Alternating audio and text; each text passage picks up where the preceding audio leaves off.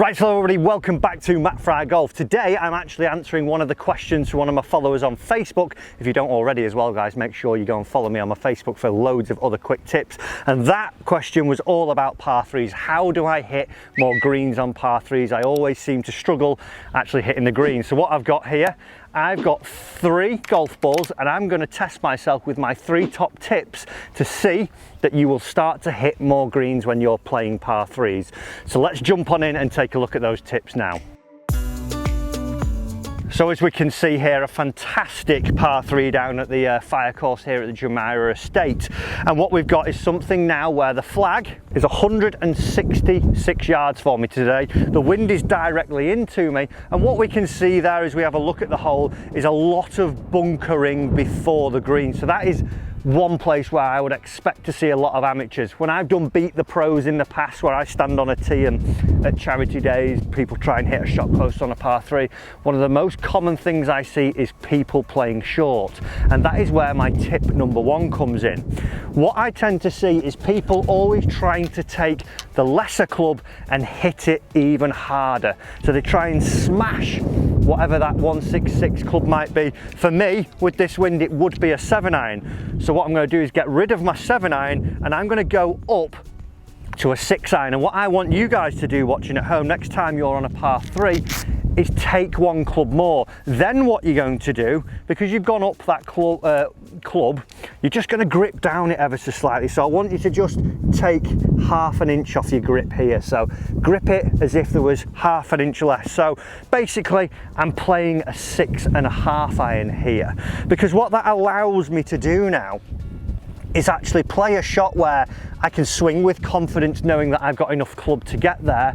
And beyond that flag anyway, there's about 10 to 15 yards of green. And with that wind into my face, I know that still I've got enough club here. If I'm stood with my 7-iron, knowing that I've got to absolutely rip it and make the best swing I've ever made to hit that green, there's quite a bit of pressure on myself, so I'm probably not going to put the best rhythm on it because I'm snatching at it. That's where if I go up that club, 1 more club, grip down ever so slightly, I can make a really conscientious effort of making a nice timed swing and seeing that I would get the ball on the dance floor. So let's see if we can get ball number 1 with tip number 1 on the dance floor. And that is exactly what I am talking about there. A slightly smoother swing, and it has just caught the back part of the green there. Maybe I could have got a 7-iron there, but I felt so rhythmical and it has gone straight to where I aimed it and literally has pitched on the back edge of the green there for me. Let's take a look at tip number 2. Okay, so tip number 2, we may have heard this before, and you know, I wouldn't be surprised if you haven't. It's playing to the middle of the green, because there's so many times when I see amateurs playing at flags that really you've got no business at playing at. Even some of the pros, you think, why have you aimed there? There's so much trouble around that flag, and it's a longish hole. Just because it's short doesn't mean there's not trouble about. So have your wits about you. When you're on the tee as well, I would actually move to the side of the tee box, which takes you away from the trouble. For me here, fortunately, all the trouble's at the front, and what I'm going to try and do is play more to the centre of that green. So what I would like you to do if you're watching at home is be disciplined next time you go out on the golf course. Those 4 par 3s that you play in the 18 holes, or 3, or however many it is, I want you to play to the middle of the green. I want you to play as if there's no flag whatsoever. Zap the flag or get your yardage from your watch or whatever it may be, and just say, well, what is the middle of the green, and try and actually shape the ball in there. So tip number 2, I want you to play your shape, but play it as if the flag was straight in the middle of the green. Don't go flag hunting. You can quite easily sink a putt from 20 feet, but it's pretty hard to hole a bunker shot or chip in for some dodgy lie out of the rough. So let's see if we can do that. I'm going to take dead aim. Where the flag is for me today is actually in a no-go zone on the left, so the green's quite wide here instead of deep. I'm going to take a little bit more central aim for myself and see that I can get tip number 2 safely on the dance floor. Position myself in the middle of the tee. I'm going to start it a little bit left and work it back into the green.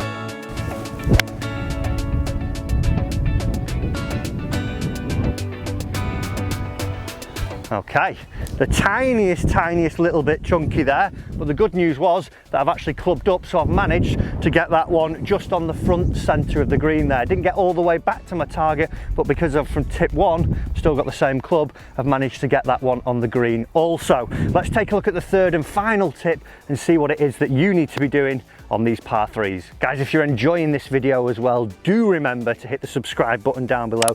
I want you to get better at golf, and you're going to do that with your free golf lessons with me here on the channel. Hit it, turn on the bell. Let's have a look at that final tip and see what it is. So the third and final tip is all about strike. We get 18 opportunities on the golf course to peg the golf ball up. The amount of times I see people just do this, throw it down and it rolls into a little bit of an inconspicuous lie, and we're not going to get the strike we want. That is not what we want. Firstly, take the opportunity to tee it up. Secondly, we've got to make sure that it's also the right height when we tee up. The amount of times also that I see a ball teed up where the ball is actually somewhere towards the top of the golf club. If you were to swing and get the club bottoming out at the right point, you're going to impact the top of the club and you're not going to get your total distance. So we've got to make sure when we're teeing it up, if we're using the wooden tee, we want basically the cup of the tee just to be pressed into the ground. So it's literally just hovering up off the ground there as it's placed on the tee peg. And then when we do get into actually striking it, let's focus actually on really centering that golf club. It sounds so simple to do, but sometimes I think we can get bogged down in so many other thoughts of, is my club going this way?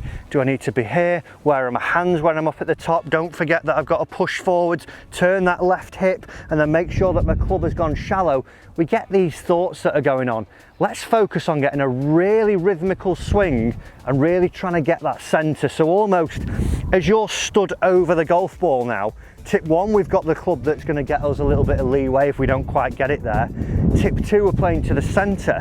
And then as I'm stood on it, really pick a dimple right on the back of the golf ball here that you're going to get that middle of the club face aligned to and get that sweet crisp strike. If you've got some nice rhythm and you've aimed correctly, you've got the right club in your hands, we should see that we get the ball on the green. So for 3 out of 3, let's see if we can get this one on the green. I'm going to go down that club a little bit more. I'm going to take dead aim at the centre of the green. I've got the ball teed up the right height, and now I'm picking that dimple. I'm going to make a great rhythmical swing. And this is heading right at the flag. I don't know why, but when I film videos I seem to hit great shots. When I actually play golf, I don't do it. That one's, I pulled it, albeit, but it's actually about 3 foot from the flag. So that is 3 ways to hit more greens when you are on par threes. Guys, very simple stuff there, but if we can go through them and get the discipline when we're out on the golf course to do that, I think that is probably my bonus tip. You've got to be disciplined to do these things and remember them. You don't really have to have loads of swing thoughts. You can just make more concise decisions, and we'll see that you start to hit more par 3 greens when you're next on the golf course. Guys, a big thank you for watching this lesson today. Like I said earlier, hit that subscribe button down below, turn on the bell notification, and I'll see you in your next lesson.